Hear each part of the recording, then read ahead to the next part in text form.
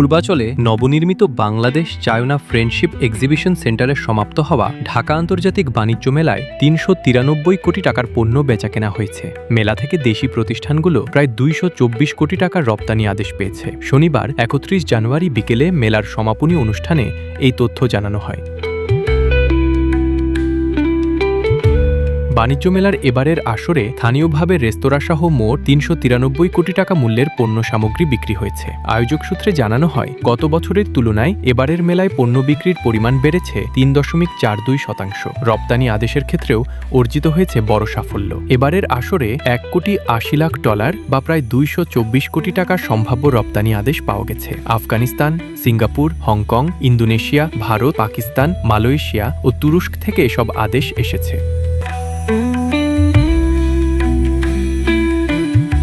মেলার সমাপনী অনুষ্ঠানে প্রধান অতিথি হিসেবে উপস্থিত ছিলেন বাণিজ্য উপদেষ্টা শেখ বশিরউদ্দিন। বাণিজ্য সচিব মাহবুবুর রহমানের সভাপতিত্বে অনুষ্ঠানে বিশেষ অতিথি ছিলেন এফবিসিসিআইর প্রশাসক ও বাণিজ্য মন্ত্রণালয়ের অতিরিক্ত সচিব মোহাম্মদ আব্দুর রহিম খান এবং রপ্তানি উন্নয়ন ব্যুরোর ইপিবি ভাইস চেয়ারম্যান ও প্রধান নির্বাহী মোহাম্মদ হাসান আরিফ।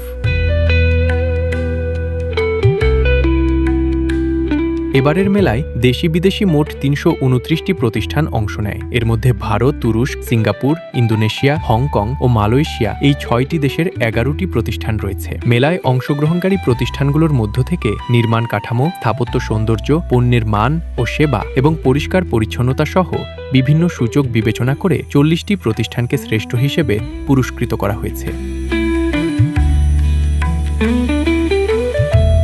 মেলায় কটেজ, মাইক্রো, ক্ষুদ্র, মাঝারি ও ভারী শিল্পের অন্তর্ভুক্ত পোশাক, চামড়াজাত পণ্য, পাটজাত পণ্য, আসবাব, ইলেকট্রিক্যাল ও ইলেকট্রনিক্স, প্রসাধন সামগ্রী, প্লাস্টিক ও হস্তশিল্প সহ বিচিত্র সব পণ্য ও সেবা প্রদর্শিত এবং বিক্রি হয়েছে।